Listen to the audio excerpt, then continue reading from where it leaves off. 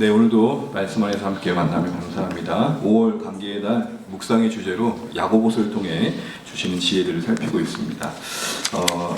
각 장의 흐름을 따라 진행하고 있고요. 그 안에서 주시는 우리에게 필요한 교훈들을 살피고 있습니다. 일단 지혜라는 말이 계속 반복되다 보니까 지혜에 대한 정의를 좀 바르게 할 필요가 있습니다. 각각의 영역에서 지혜를 말하죠. 특별히 근데 야고보서 안에서의 지혜는 뭐냐면 우리가 사는 날 동안 겪는 어떤 모든 상황과 관계 속에서 하나님 나라의 이야기가 그 안에 담기게 하는 교훈이고 겉면입니다. 다른 말로 말하면 우리가 마주하는 삶의 여러 상황과 관계를 하나님 나라 관점 안에서 해석하고 살아가게 하는 능력입니다. 어떤 시련이 왔을 때 이것을 그냥 잘 지나가는 것만이 아니라 이런 관점을 갖는 거죠. 위로부터 난 지혜, 곧 야고보서의 지혜는 이걸 통해 하나님은 뭘 하고자 하시는가? 이 일을 지나며 내 안에 무엇을 빚어가길 원하시는가? 종종 이런 표현을 제가 쓰는데요. 하나님은 이 시간들을 지나며 나의 무엇을 다루고자 하시는가? 이런 생각들 속에서 단순히 내가 어떤 어려움을 당했다, 힘든 일을 지났다 이런 차원이 아니라 그 시간 속에 내가 하나님과 더 가까워졌다. 그 이야기들이 나로 하여금 하나님 나라의 구원과 거룩과 회복의 이야기에 나를 연결시켜 주었다. 우리가 살아가다 보면 수많은 선택들을 하잖아요. 그런데 지혜의 선택은 뭐냐면 그 선택으로 인해서 그 상황이 하나님과 관계된 이야기가 되게 한다라는 것이죠. 어떤 선택을 하느냐야 그 상황은 그냥 버려지기도 하고 어떤 선택을 하느냐에 따라 그 상황은 그 관계는 나를 자라게도 하는 것이죠. 이런 측면에서 지혜는 우리로 하여금 하나님을 더 가까이 하게 하고 이 땅 가운데 이루어 가시는 하나님의 그 구원과 회복의 역사에 우리를 참여시킨다는 겁니다. 그래서 우리는 지혜가 필요합니다. 한번 흘러가는 인생, 다시 되돌릴 수 없는 인생을 살면서 그래도 하나님 앞에 섰을 때 흘러가는 시간만큼 무언가가 쌓여 있을 텐데 그 쌓여 있는 이야기가 이왕이면 하나님 나라 이야기면 좋잖아요. 그런 측면에서 우리는 다시 한번 우리 삶을 야고보서에 따라 고민해 보는 것이죠. 그래서 야고보서의 관심은 신앙생활을 할 때 어떤 종교의 영역 안에서만 우리를 두려고 하는 게 아니라 삶 전체가 하나님 나라에 기속되기를 기대하고 있는 것이죠. 이런 표현을 저는 좀 쓰고 싶습니다. 생활 속의 신앙, 자연스러운 영성, 뭔가 경직된 신앙이 아니라 우리가 말하는 경건이라는 게 경직이 아니잖아요. 우리가 말하는 경건은 경직이 아니라 삶 속에서 호흡하는 신앙입니다. 다른 말로 말하면 신앙의 생활하죠. 일상에 침투하는 하나님 나라라 할 수 있을 것입니다. 이런 야고보서의 관심을 우리가 생각하면서 오늘 2장을 보게 되면 오늘 2장은 아주 중요한 전체적인 큰 틀을 말하는데 그래서 다른 것이 아니라 참 믿음은 행동, 그 다른 말로 사랑의 실천을 통해서 증명된다는 겁니다. 그 사람의 믿음이 참 믿음이라면 동반하는 어떤 모습들이 있는데 동반되어진 모습들이 있는데 그런 것들을 이야기하고 있고 그걸 통해 그의 믿음이 참임을 증명해낸다라는 것이죠. 어떻게 보면 한마디로 행위를 강조합니다. 그런데 이런 행위의 강조가 오랜 교회의 역사 속에서 복음의 본질인 믿음으로 의롭게 되어지는 복음을 어떻게 보면 거스르는 마치 모순되는 것처럼 오해를 낳기도 했습니다.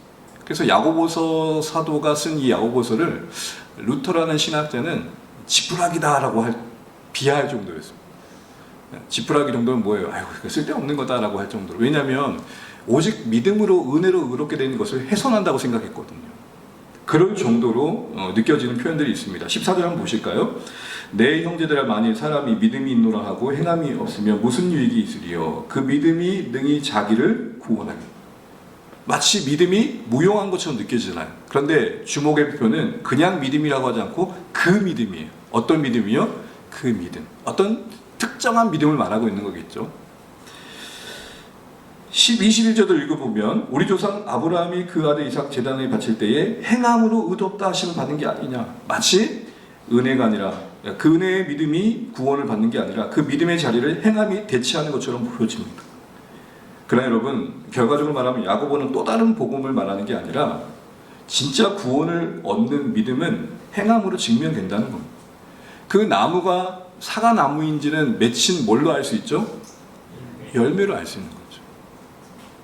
지적 동의나 말에만 그치는 어떤 그릇된 믿음을 분별하고 참 믿음이 무엇인지를 다시 한번 고민하게 하는 게 그래서 야고보서입니다. 근데 17절 보시게 되면 이런 표현이 나오죠. 행함이 없는 믿음은 그 자체가 준 것이라. 행함이 없는 내 믿음을 내게 보이라. 여기서 여러분 내게 보이라 이 말은 무슨 말이냐면 증명해내라 라는 거예요. 믿음을 좀 너의 믿음이 참된 것인지를 좀 우리에게 알려달라 이렇게 얘기를 하는 것입니다. 뭘 통해서요? 행함을 통해서요. 결국 행함이 믿음을 대체하는 이런 차원의 얘기 아니고 그 믿음이 진짜인지를 행함으로 보여줘라 이렇게 얘기를 하고 있는 거죠. 19절 20절에도 보게 되면 이런 표현이 나옵니다. 허탄한 사람아 행함이 없는 믿음은 어떤 것이래요? 헛것이다. 이 허탄이라는 이 말은 텅 비다 효과 없다라는 거예요. 그러니까 자기는 믿음이 있다고 이야기를 하는데 그럴듯해 보이지만 실상은 믿음이 없는 자와 다르지 않은 사람을 말하는 것이고요. 헛것이란 말은요 작동하지 않는다는 거예요. 그러니까 믿음이 있다고 하는데 삶 속에서 관계 속에서 그 믿음이 작동하지 않는다는 거예요. 믿음이 작동한다는 건 뭐예요? 그 마주한 삶과 환경 속에서 하나님의 다스리심을 인정하는 거죠. 그냥 나 홀로 전져진 삶의 자리가 아니라 하나님이 보고 계시고 관여하고 계시고 알고 계신다는 것을 받아들이는 거죠. 이런 차원에서 오늘 야고보는 믿음으로 구원받음을 부정하는 것이 아니라 구원받은 참 믿음의 열매를 강조하고 있다는 겁니다. 야고보의 행함의 강조는 은혜를 대신하는 행위가 아니라 은혜가 흘러나오는 삶의 열매를 말합니다. 이런 틀 안에서 야고보서 2장은 참 믿음이 있다면 이런 모습이야 하고 두 가지를 크게 얘기합니다. 그래서 1절부터 13절까지 한 단락과 14절에서 27절에 크게 나머지 단락으로 메시지가 나뉩니다. 그러나 둘은 연결되어 있습니다. 첫 번째 보시게 되면 이런 메시지가 나옵니다. 차별하여 대하지 말라. 1절 한번 읽어보겠습니다. 시작. 내 형제들아 영광의 주 곧 우리 주 예수 그리스도에 대한 믿음을 너희가 가졌으니 사람을 차별하여 대하지 말라. 이 차별하여라는 단어를 좀 주목해 볼 필요가 있는데요. 이 단어의 원어적인 의미는 얼굴을 취하다, 얼굴을 보다라는 뜻이에요. 어떤 뉘앙스가 느껴지십니까? 외적인 어떤 조건과 모습으로 사람을 판단한다라는 의미를 갖고 있다는 것이죠. 그러기에 차별하지 말라라는 것은 보여지는 것만을 가지고 그 사람을 판단하지 않길 바래 이런 얘기를 하는 겁니다. 좀 더 적극적인 얘기를 하자면 참 믿음이라는 것은 사람을 대하는 방식, 그 인간의 본연의 모습을 이해하는 데 있어서 세상의 기준과 다르다는 것을 언급하고 있는 겁니다. 그러면서 차별의 모습으로 하나의 예를 드는데 그 예는 2절에서 3절에 나오는데요. 어떤 내용이었습니까? 럭셔리한 옷을 입고 금가락지를 낀 사람이 들어왔을 때 그리고 남루한 옷을 입고 온 사람이 들어왔을 때의 차이를 이야기하고 있습니다. 외적인 모습만 보면 확연하게 구별되는 사람이잖아요. 이런 사람들이 어떻게 했는지 당시 교회의 한 모습을 보죠. 2절 3절 같이 한번 읽어볼게요. 시작.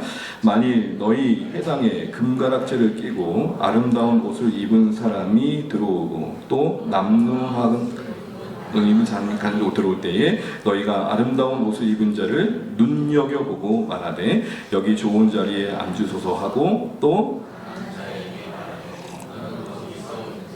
내 발등상 아래에 앉으라 하며. 여러분 설명이 따질 필요 없죠. 어떤 느낌인지 아시겠죠? 겉으로 볼 때 부자처럼 보이는 사람에게는 높이는 자세를 취하고 별 그렇게 신경 쓰지 않아도 될 것 같은 사람은 그냥 관심도 갖지 않더라는 겁니다. 알아서 하라는 거예요. 이 말씀을 보면서 이 맥락을 좀 파악하기 위해서 좀 놓치지 말아야 할 중요한 단어가 하나 있는데 그건 눈여겨보고예요. 뭐라고요? 눈여겨보고. 이게 단순히 쳐다봤다 정도의 의미가 아니에요. 어떤 마음이냐면 특별한 관심을 가지고 우대하다라는 거예요. 이런 느낌인 거죠. 저 사람 좀 중요해 보인다. 저 사람에게 잘해서 내가 좀 도움을 얻어야겠다. 그러면 뒤따르는 행동은 어떻게 바뀌어요? 얼굴이 갑자기 환해지고 자세가 낮춰지면서 그 사람을 향한 최대한 친절한 모습을 보이게 되잖아요. 상대의 외적 조건에 의해 마음의 태도가 달라지는 거예요. 저 사람 보니까 나에게 도움이 되겠다. 그러니까 마음을 다시 새롭게 먹고 그 사람에게 친절하게 다가가는 거예요. 이런 이야기를 하고 있는 야고보의 의도는 뭘까요? 사람을 대하는 데 있어서 당시 성도들의 태도 이전에 그 마음에 잘못된 동기가 자리매김하고 있다는 거예요. 단순히 그러기에 차별하지 말라 이 차원이 아니라 차별이라는 행동을 하고 있는 너희들의 마음의 동기가 하나님 앞에서 그렇게 합당하지 않은 것 같은데 너희 생각은 어때? 이렇게 묻고 있는 거죠. 그래서 4절에서 이 이야기를 결론 지으면서 소결론으로 이런 말을 합니다. 우리 4절 한번 읽어보겠습니다. 시작. 너희끼리 서로 차별하며 악한 생각으로 판단하는 자가 되는 것이 아니냐. 이 이야기를 정리하면서 야고보는 이 이야기를 해요. 악한 생각으로 판단한다. 너희가 그렇게 하는 행동은 악한 생각으로 판단하는 자라고 스스로를 드러내는 것밖에 안 돼 라고 말합니다. 약한 생각은 다른 말로 말하면 나쁜 동기를 갖고 그 행동을 하고 있다라고 스스로 자신들이 드러내고 있다는 거예요. 그 나쁜 동기는 뭘까요? 맥락상 보게 되면 어떤 자기의 이익, 자신의 유불리, 어떤 잘 되기 위한 수단으로서 성공을 꿈꾸는 자의 어떤 욕망, 이런 마음들이, 악한 생각들이 사람을 대하는 태도를 가르고 있더라는 것입니다. 그도 그런 것이 여러분, 당시의 부자들은 그냥 부자가 아니었어요. 지금과는 비교할 수 없는 논으로 당시의 부자는 모든 권력의 중심에 있는 자들이었어요. 그러니까 경제를 운영하고 일자리를 주고 뭔가 법적인 문제를 풀어가는 데 있어서 핵심 키워드인 거죠. 자, 어떤 일이 생겼습니다. 이 일에 관여하는 자 중에 최고의 권력자에게 한번 가고 나면 문제는 순간 바뀌게 되죠. 제가 주민센터 한번 가가지고 민원을 한번 이야기한 적이, 큰 민원은 아니에요. 근데 자꾸 이렇게 바쁘니까 이게 공무원들이 이렇게 응대해 주는 데 있어서 뭐라 그럴까요? 그냥 뭐 예의 없다기보다는 그냥 퉁명스럽게 하더라고요. 그런데 주민센터장이 지나가면서 목사님, 여기도 제가 목사가 드러나 버린 거죠. 컴플레인도 못해요. 그랬더니 목사님, 예, 안녕하세요. 그랬더니 알던 분이에요. 그때 어떻게 했을까요? 아주 신속하게 민원이 처리되는 경험을 했어요. 또 하나 이런 경험을 했었습니다. 추리닝으로 그냥 일어난 채로 그냥 머리도 뭔지 모르고 모자 팍 눌러 쓰고 갔을 때와 말끔하게 정장을 입고 갔을 때 사람들이 보는 태도가 달라지더라고요. 당시 부자들은 세상을 움직이는 힘을 쥐고 있는 자들입니다. 흩어진 성도들을 한번 생각해 보죠. 본토를 떠나서 삶의 터전이 잃어버린 그들에게는 어떻게든 살아냈어야 됐어요. 여러분, 생존의 욕망이 또 지자쳐서 때로는 비신앙적인 행동을 할 수밖에 없을 때가 있어요. 이해는 돼요. 그런데 너무 지나쳐서 이들은 그 당시 주류 사회였던 로마 사람들의 성공을 보면서 우리도 저렇게 한번 살아가야겠다. 교회에도 저런 힘이 필요하다. 저런 정치력이 필요하다는 생각을 했던 거고, 그래서 어떤 생각을 하느냐? 부자들이 올 때는 남다른 태도로 다가가면서 이익을 얻을 생각들을 하며 아첨했다는 거예요. 그러니까 잘하는 이유가 저 사람이 정말 존중스럽고 하나님의 형상으로서 아름답기 때문에 귀하게 여긴 게 아니라 뭐에 의해서요? 이익에 의해서, 필요에 의해서 저 사람에게 잘했다라는 거예요. 결국 야고보가 이야기하고 있는 요지는 뭘까요? 각자의 기준과 유불리에 따라 사람의 가치를 나누는 태도를 지적하고 있는 겁니다. 여러분, 이렇게 사람을 보게 되면 어떻게 될까요? 나와 무관하다 생각하는 사람들에게는 무관심을 보입니다. 특별히 약자들 같은 경우에 별 도움이 되지 않을 것 같은 사람들에 대해서는 은연중에 멸시합니다. 근데 그걸 멸시하고 있다는 생각조차 못할 정도로 무감각함을 보입니다. 이런 말을 하는 거죠. 내가 굳이 그렇게 할 필요가 뭐가 있어? 라는 말을. 나와 상관없는 데에서는 상당히 차가운 시선을 보내는 것이죠. 이처럼 사람에 대한 선택적, 선별적 이해와 시선은 어떤 결과 만드냐? 너희끼리를 만듭니다. 그래서 여러분 4절에 뭐라고 그러죠? 너희끼리 서로 차별. 선택적으로 선별적으로 사람들을 이해하고 친절을 베풀다 보니까 편안한 사람과만 늘 함께 하려고 그러고 나에게 도움이 되는 사람과만 함께 하려고 하는 너희끼리가 만들어져요. 끼리 문화가 만들어져요. 근데 여러분, 교회는 어떤 곳이죠? 우리가 너무 아는 것처럼 교회는 그리스도의 몸이죠. 하나님의 사랑 위에서, 그 토양 위에서 먹고 자라며 우리의 인생이 서로에게 빈자리를 채워주고 환대와 돌봄이 흘러가는 그런 가족 공동체가 되잖아요. 여러분에게 5월은 어떤지 모르겠지만 저에게는 5월은 기쁘면서도 슬픕니다. 5월만 되면 유독 빈자리가 많이 생각납니다. 고백하고 싶은데 그 사람이 없어요. 감사를 나누고 싶은데 그의 인생이 그 자리에 없단 말입니다. 그 빈자리를 기억해주고 따뜻한 손길로 채워주고 위로해주고. 최근에 국가가 어머니 아버님들이 자녀 노릇 하겠습니다라는 제 기사글을 봤는데 그런 거 말입니다. 그 빈자리를 채워주는 그 힘과 권력이 그 빈자리를 채워주는 흐름으로 가는 거, 그게 교회의 모습 아닙니까? 그런데 이 끼리끼리 속에 자신의 이익과 이해관계에 따라 사람을 나누다 보면 사랑보다는 이해관계가, 환대보다는 실리 계산이, 섬김의 가치보다는 누가 더 위에냐 아래냐는 서열이, 결국 복음의 가치관보다는 세상의 논리가 관계를 형성하는 안타깝고도 비신앙적인 현실을 보게 된다는 거죠. 여러분 정리해 볼게요. 다시 말해, 지금 야고보는 어떻게 인간끼리 서로 차별하냐, 그 무례한 거야, 이런 정도의 이야기를 하고 있는 게 아니라 교회인 우리, 성도인 우리는 어떤 기준으로 조금 더 들어가 보자면 어떤 마음의 동기로 사람들을 보고 있느냐를, 그 본질적인 질문을 묻고 있는 거예요. 우리가 사람들을 보는 성도로서의 그 시선과 방식은 하나님 나라하는 백성이라면 달라야 된다는 거죠. 여러분, 우리의 시선에, 우리의 기준에 그 자리매김해야 될 게 무엇입니까? 우리가 사람을 볼 때 우리의 기준이 되고 우리 마음의 동기에 지배력을 발휘해야 될 것은 무엇입니까? 하나님의 시선이고 관심인 국률이고 말씀이죠.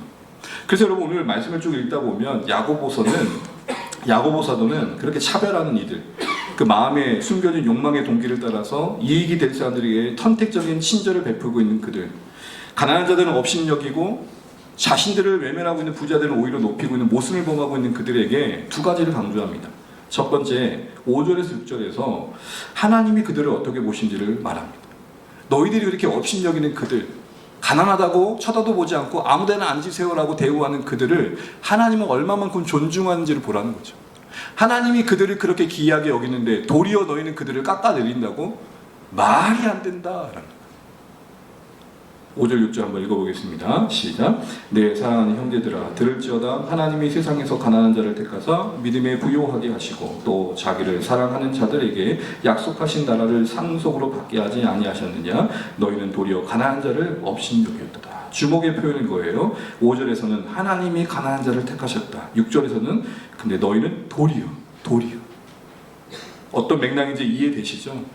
하나님은 너희들이 이렇게 외면하는 인생들을 품에 안고 생명 주시고 주의 백성 삼으시고 금보다 더 귀한 믿음으로 그들을 끌어안고 계시는데, 그 역할의 대리자가 돼야 될 너희는 정작 그런 자들을 외면한다고? 그건 말이 안 되잖아, 이 얘기를 하는 거예요. 이야기하고는 좀 뭐죠? 그건 너희가 지금 하나님의 시선과 관심의 국률로 가난한 이들을 보지 못하고 있다는 반증이야, 이야기를 하고 있는 거예요. 시선을 좀 교정해야 되겠는데 이렇게 얘기하는 거예요. 두 번째를 뭔 지적하냐면 8절에서 12절에서는 이런 차별을 해가고 있는 그들의 마음의 숨은 동기를 지적하면서 이런 얘기를 합니다. 너희들의 행동은 율법의 최고의 법이라 할 수 있는 이웃을 사랑하는 것을 어긴 거야 라고 말합니다. 우리 8절 12절 보게 되면 8절에 최고의 법이라고 하는 이 최고의 법은 원문을 보면 왕의 법을 말해요. 하나님 나라의 법을 어겼다는 거죠. 그러면서 12절과 같은 이야기를 합니다. 현대인 성경이 조금 더 와닿아서 제가 현대인 성경을 했는데요. 우리 화면이나 노트를 한번 읽어보시죠. 시작. 여러분은 그리스도께서 원하신 대로 행하였느냐? 행하지? 그러니 무엇을 생각하든 또 어떤 행동을 하든 늘 살피고 주의해서 하십시오. 아멘. 후반부를 보십시오. 뭘 하든 어떤 생각을 하든 늘 말씀 앞에서 뭐 하라는 거예요? 살피고 주의. 왜요? 그걸 가지고 하나님 앞에 설 것이니까. 내 삶의 이야기를 가지고 하나님 앞에 설 건데, 그렇다면 어떻게 하나님 앞에 설 것인지를 생각하고 행동하라는 것입니다.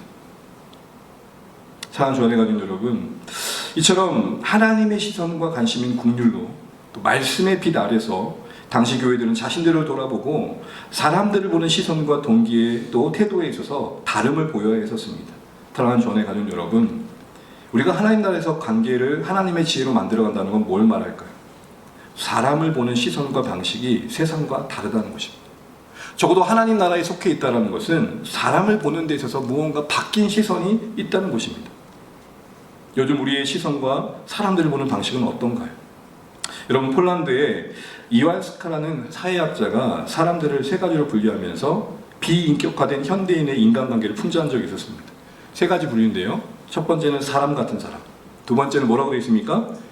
기계 같은 사람, 세 번째는요, 풍경 같은 사람. 여러분 어떤 맥락인지 아시겠죠? 여러분 모두가 사람이어야 되는 거 아니에요? 우리가 만난 모두가 사람처럼 인격적으로 존중해야 대상 아니에요? 가깝고 뭐냐의 문제가 아니라 적어도 사람을 볼 때는 존중의 마음을 갖는 게 기본 자세이잖아요. 그런데 현대인들은 어떤다는 거예요? 사람으로 보는 사람들은 제한되어 있고 기계로 보는 사람들이 있고 어떤 사람도 있다고요? 풍경으로 보는 사람이 있다는 거예요. 사람 같은 사람은 어떤 사람이겠어요? 대화를 하는 사람, 관계를 맺으면서 그곳에서 공감하고 친밀감을 만들어가는 사람, 인간다운 관계를 만들어가는 대상이겠죠. 기계 같은 사람은 뭘까요? 목적과 유익을 위해서 이용하는 사람이에요. 기계처럼 수단화하는 사람이에요. 그러니까 나의 이익 때문에 만난 사람이기 때문에 내 이익에 손해를 끼치지 않을 정도의 친절을 베푸는 거예요. 여러분, 제가 정비소에 차를 맡겼습니다. 정비소에 차를 맡겨가지고 친절하게 한 이유가 뭘까요? 정말 그 정비소 사장님의 애쓰는 삶의 현장이 보이고 귀하기 때문일까요? 아니요. 내가 허투루 하면 차 나사 하나 빼면 어떡해? 그래서 제가 대학교 1학년 때 제 첫 만난 교수님이 했던 강의 중에 이런 게 있었습니다. 하숙집 아줌마가 싸는 것처럼 어리석은 사람이 없다. 여러분, 하숙집 아줌마가 아침상 받을 때 거기에 침을 뱉으면 어떡할 거예요? 기계 같은 사람은 뭐예요? 내 이익에 피해를 끼치지 않은 범위에서 친절을 베푸는 거예요. 나에게 유익한 정보를 주는 사람에게만 더 호감을 갖고 나아가는 거예요. 기계처럼 어떤 기능을 수행하는 정도에서 그 사람을 이해하지 그 사람을 존중하거나 그 사람이 잘 되길 바라거나 그거 아무 상관없는 거예요.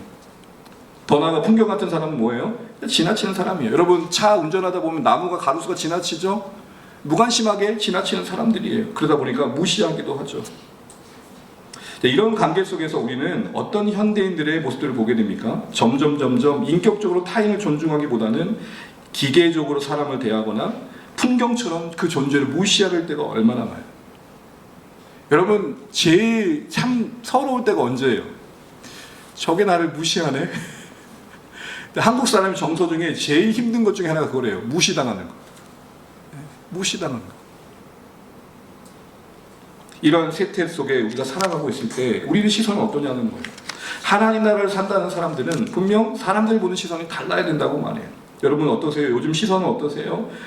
성도들을 바라볼 때나 여러분이 이웃이나 누군가를 바라볼 때 혹시 낮게 보지 않으세요? 그러나 성경은 뭐래요? 낮게 보래요. 낮추어 보지 말고 낮게 보래요. 저분의 인생 속엔 나보다 더 잘하는 것들이 있지, 애쓰는 것들이 있지. 이용 가치의 수단만 혹시 따지고 있지 않나요? 혹시 쓸모 있음과 없음으로 기능적으로 그 사람을 판단하고 있지 않나요? 저 사람 내 인생에 도움이 되니까 함께하고 그렇지 않으니까 버리고. 물론 관계의 분별이 필요합니다. 그러나 기본적으로 사람을 대하는 태도에 있어서 쓸모로 사람을 따진다는 건 이거 참 비참한 겁니다. 우리는 부속의 한 부분으로 여겨지기 원치 않으면서 누군가는 부속의 한 부분으로 여기고 있는 것만입니다. 혹시 우리의 신절은 선택적이지 않나요? 또 반응에 너무 연연하지 않나요? 의연하게 하나님의 긍휼의 시선으로 그를 이해하고자 하고 오래 품기보다는 그 사람의 반응에 일희일비하면 가는 말이 거야 오는 말이 고치 따지면서 네가 그러면 나도 뭐 별 수 있어? 혹시 이런 모습은 아닌가요? 사연을 모르고 너무 쉽게 정지하진 않나요? 제가 어제 참 큰 현타가 와가지고 혼자 차 안에서 울면서 반성한 게 있었습니다. 운전을 하고 있는데 보통 여러분 여기 지금 육식 겁나 잘 돼요. 그래가지고 오토바이가 엄청 많이 왔다 갔다 해요. 근데 이제 그러다 보니까 차를 뺐는데 오토바이가 하나가 가는데 보통은 오토바이들은 저를 피해서 확 가지 저보다 느리게 간 적을 제가 본 적이 없어요. 그러니까 저에게 학습된 건 뭐예요? 오토바이 운전하시는 분들 되게 빠르다. 근데 오늘 가는데 오토바이가 앞에서 벌벌 대는 거예요. 제가 마음이 어땠을까요? 왜 이렇게 안 가지? 왜 이렇게 안 가? 내가 급했거든요. 근데 그 오토바이 박스 뒷칸에 뭐라고 있었냐면 제가 몸이 좀 불편합니다. 느리게 움직이더라도 이해해 주세요. 제가 무너져 버렸어요.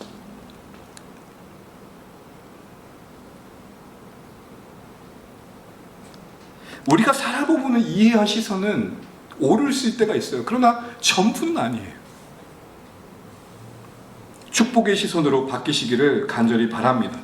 무명의 사람일지라도 축복해 주십시오. 제가 이 말씀을 묵상하고 참 이게 설교자의 괴로움이에요. 어제 딱 차 안에 있는데 제 옆에 어떤 분이 약간 만취한 상태로 담배를 물면서 뱉는 거예요. 여러분 이거 보면 내 옆에서 그러면 여러분 어떠세요 기분이? 예? 아우 두려워라 그러실 거 아니에요. 다도 그럴 것 같아요. 근데 제가 이 말씀을 묵상하고 그걸 봤다니까요. 어떻게 했을까요? 하나님 저분 누군지 모르지만 저 행동이 옳다고 볼 수 없지만 얼마나 인생의 괴로움에 속 끓는 것부터 다 뱉어낼까요? 여러분, 우스갯소리가 아니고 우리가 어떤 인생으로 부름받은지를 기억하셔야 됩니다. 이런 시선을 잃지 않도록 하나님이 우리를 어떻게 보시는지를 바라봐야 돼요. 저도 여러분 성도들에게는 서로에 대한 이런 시선이 있으시면 좋겠습니다. 기본적으로 고마운 시선이 있으시면 좋겠습니다. 헌신 여부와 상관없이, 헌신의 정도와 상관없이 존재가 고마우시면 좋겠어요. 제가 전도지 한 장을 누군가에게 전대했을 때 외면 받을 때마다 여기에 앉아 계신 여러분이 얼마나 고마운 줄 아세요? 뭘 했고 안 했고를 떠나서 그냥 예수 믿는 한 사람이 내 옆에 있다는 것만으로 얼마나 위로가 되는 줄 아세요, 여러분? 고마워하셔야죠. 우리 여러분 그런 의미에서 어색하지만 고맙습니다. 고맙습니다. 예수 믿어서 감사합니다. 한번 인사 나누시죠. 시작. 예수 믿어서 감사합니다. 네, 지금 제가 요 앞에 있는 우리 하은이 옆에 수아 옆에 친구가 와 있거든요. 민서라는 친구가 왔는데 얼마나 힘들까. 교회 처음 왔거든요. 너 처음이지?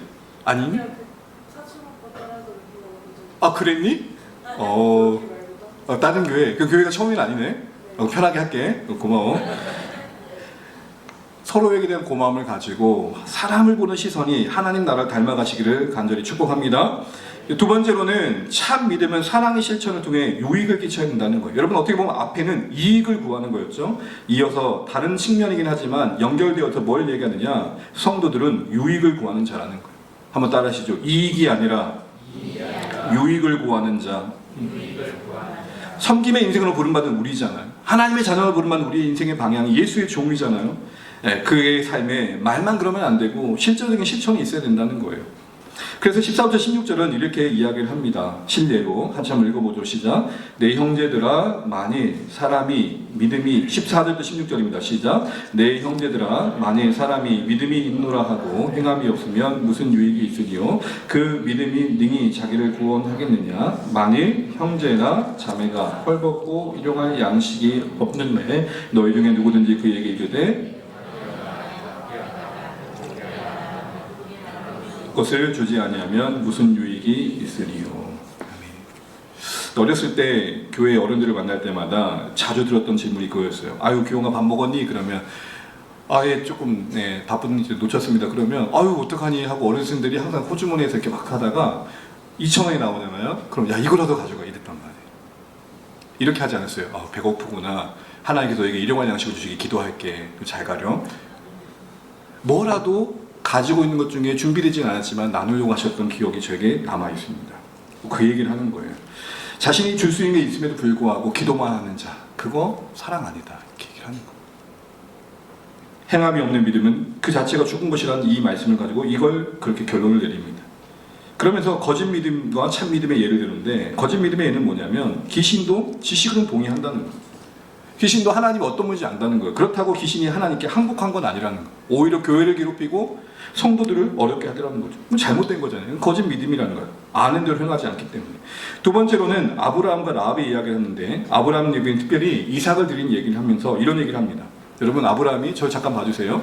15장에서 믿음으로 의롭게 돼요. 그런데 22장쯤에 이삭을 드림으로 그 믿음이 있음이 증거됐다는 거예요. 그러니까 의롭게 된 것만이 아니라 행함으로 그 믿음이 있음을 보여줬다는 거예요. 아브라함 입장에서 쉽지는 않았겠죠. 어떻게 얻은 아들인데 바칠 수 있었겠어요. 그러나 하나님이 한결같이 생명의 주관자이심을 믿고 드렸을 때 그는 하나님의 마음을 흡족해 해드리는 하나님과 가장 가까운 벗이 되었다고 합니다. 라합의 이야기를 합니다. 여러분, 아브라함과 라합은 레벨이 다틀 수가 없죠. 아브라함은 이스라엘의 조상이고 믿음의 조상인데 라합은 어디 족보도 없는 사람인데, 그렇잖아요. 이방 여인이고 여자이고 그리고 특별히 기생이란 말이에요.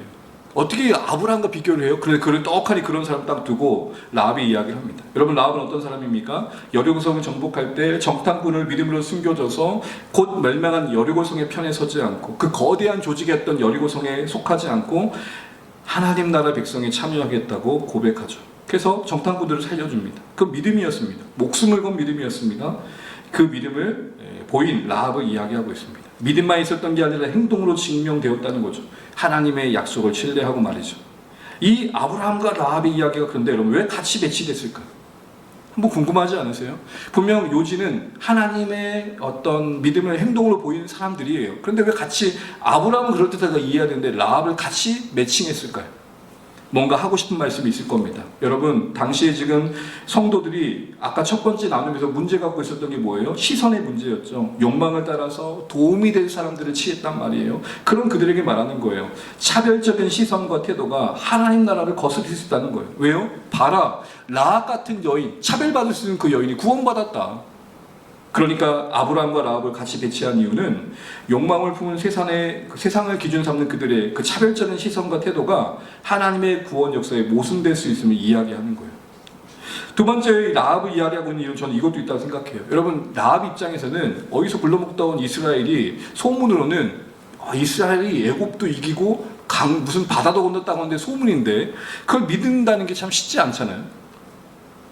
여리고성의 경계선에 살았던 그 사이의 경계변에 있었던 변두리에 있던 그 인생은 그 소식을 받아들이고 하나님의 심판을 믿고 라합은 여리고성 편이 아니라 하나님 편을 택해요. 눈에 보일 때는 거대했던 여리고성의 어떤 체제에 속하지 않고 아무것도 없어 보이는 하나님 백성에 속한단 말입니다. 그걸 얘기하고 싶은 거죠. 지금 야고보서의 청중이었던 성도들의 문제는 뭐예요? 당시 로마의 주류 사회에 기대고 싶은 마음이었다. 그런 그들에게 말하는 거예요. 로마 사회의 그 성공적인 화려함이 여리고성과 다르지 않다. 하나님의 심판이 있는 곳이다. 그러니 하나님 백성 자리를 지켜라. 이런 얘기를 하는 것이죠. 어쨌든 이와 같은 이야기와 함께 오늘 라합을 통해서 지금 이야기하고 싶은 가장 중요한 것은 아브라함은 나름대로 믿음의 조상이요 이스라엘의 시작이라고 할 수 있는 명예로운 신분을 갖고 있지만 라합은 그 무엇도 갖지 않고 있는 존재이지만 그 신분과 배경에 상관없이 하나님의 약속을 신뢰하고 행동하는 신앙의 실천이 결국 그게 구원이 되었고 하나님의 역사가 되었다 말하는 거예요. 초점은 뭐예요?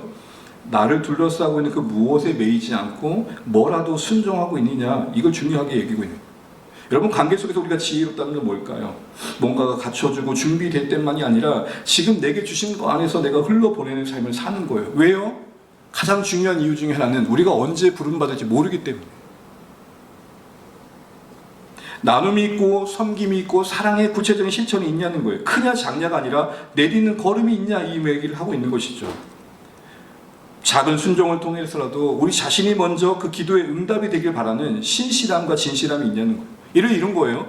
회복을 바라고 있는데 회복을 바라기만 하고 있고 그 회복을 이룬 일에 나가 할 수 있는 기여가 무엇인지를 고민하는 것들은 없고 순종이 없다면 그거는 모순된 이야기다. 지금 이 얘기를 하고 있는 것입니다. 여러분, 혹시 최근에 생각만으로 그치고 반감만 하고 있는 영역들은 없는지 이 말씀 앞에 다시 한번 돌아보시면 좋겠습니다. 하나님의 약속을 믿는다 하는데 그 믿음이 행동으로 옮겨진 영역들이 있는지 말이죠. 하나님이 지금 내게 어떤 작은 순종, 지금 내게 할 수 있는 그 무엇을 원하신지를 생각해 보면 좋겠습니다. 여러분, 정리하겠습니다. 사랑하는 주안의 관 여러분, 이처럼 참 믿음의 행동을 수반하는데 그것은 사람을 세상의 기준으로 보지 않게 합니다. 하나님의 국률로 보게 합니다. 또한 내가 할 수 있는 사랑의 행동을 드러내며 하나님 나라를 나타냅니다. 왜 우리는 이렇게 살아야 될까요? 오늘 야고보서 2장 13절에 이렇게 말합니다. 함께 화면을 보고 읽으시죠. 노트에 놓고요. 같이 한번 야고보서 2장 13절을 읽어보겠습니다. 시작. 긍휼이 행하지 않는 자에게는 하나님을 이기고 자랑하느냐. 왜 우리가 하나님의 공유로 세상을 봐야 되고 사람들을 보려고 해야 되고 우리가 할 수 있는 사랑의 실천을 해야 되느냐. 결국 그 살았던 삶의 이야기, 내가 긍휼을 했던 이야기가 하나님 앞에 긍휼로 서게 되는 아름다운 열매가 된다는 것입니다. 긍휼을 행하지 않고 긍휼을 구하는 심판을 우리는 바라보면 안 된다는 거죠. 무슨 말이에요? 자기는 하나님 앞에서 긍휼을 구하면서 긍휼을 베풀지 않는 모습을 안고 하나님 앞에 서게 되면 하나님의 무자비한 대우를 받을 수 있을 것이다. 이 얘기를 한 겁니다. 더 나아가서 중요한 건 뭐냐? 긍휼이 결국 이긴다는 겁니다.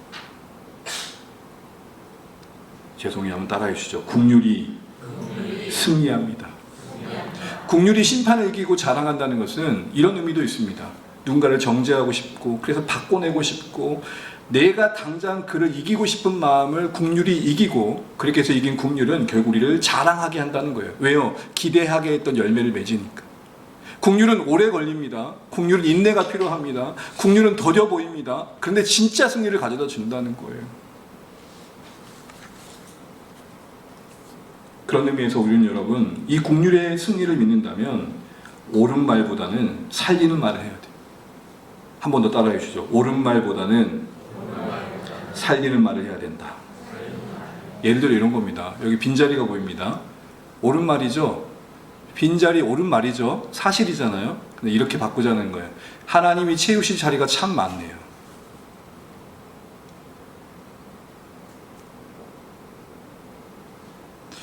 성향이 T이신 분들이 계시죠? 겁나 옳은 말 잘해요. 옳은 말 필요해요. 근데 그 옳은 말이 살리는 말이 될 수 있도록 표현을 고민해 보세요. 왜요? 결국 사람을 긍휼히 여기는 마음의 열매인 그 표현과 표정과 행동이 하나님의 승리의 통로가 되기 때문에. 그러나 여러분, 이렇게 사는 게 쉽지 않아요. 이런 마음이 들어요. 하다 보면 내가 왜 이렇게 살아야 돼? 여러분, 누구도 손해보고 싶지 않으세요? 저도 마찬가지예요. 손해보는 것 같고 어리석어 보이는 것 같고 바보 같고. 여러분, 그럴 때 우린 다시 십자가로 돌아가야 됩니다. 그래서 여러분, 말씀을 매듭지으면서 이 야고보서의 특징 중에 하나는 뭐냐면 각각의 권면을 하는 시작에 예수님에 대한 믿음을 강조합니다. 1절 보십시오. 예수 그리스도에 대한 믿음을 너희가 뭐 했으니? 가졌으니. 그리고 2절에도 13절에도 믿음이 있노라면, 믿음을 가졌다 하면, 이런 얘기를 하는 겁니다. 뭘 전제로 하고 있죠? 이런 행동을 요구하고 있는 그들에게 너희는 이미 예수님에 대한 믿음을 갖고 있는 자야. 여러분, 예수님에 대한 믿음을 갖고 있다는 건 뭐예요? 예수님이 십자가를 통해 이루신 하나님의 사랑을 안다는 거잖아요. 예수님을 믿는다는 건 하나님의 사랑을 안다는 거죠.